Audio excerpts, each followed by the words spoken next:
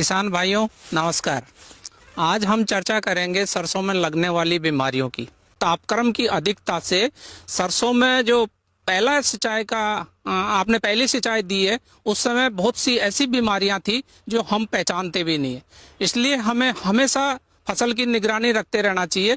और जो सिंचाई के तुरंत 2 या 3 दिन बाद में सबसे पहले जब पत्ते मुड़ते हैं, फिर पौधा ऊपर से झुक जाता है, धीरे धीरे सूखना शुरू हो जाता है, गलना शुरू हो जाता है, तो वो एक कॉलर रोट बीमारी जो है वो आती है।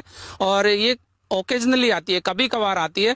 उसका कारण यह है कि जब शुरुआत के दिनों में काफ़ी टेम्परेचर ज़्यादा रहता है तो जो भूमि जनित फफूंद हैं वो पनप जाते हैं और सरसों की फसल को नुकसान पहुंचाने की संभावना पूरी रहती है। इसीलिए हम कहते हैं कि सरसों को बीज उपचारित करके ही बुआई करें, जिससे कि आपको जो अवांछित बीमारियां हैं उनसे बचा जा सके।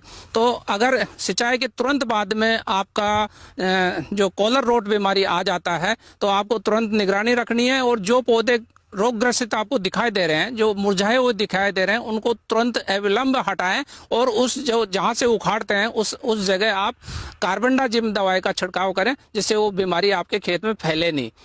इसके अलावा इस रोग से बचने के लिए आप जो यूरिया का प्रयोग करते हैं वो बहुत कम मात्रा में, क्योंकि जो बाद में आप ब्रॉडकास्ट करते हैं यूरिया को, उसको 2 या 3 बार आप लगाएं, जिससे कि ज़्यादा यूरिया आपके खेत में नहीं जाए और जो मृदा से जनित जो ये फफूंद है वो खेत में पनपे नहीं।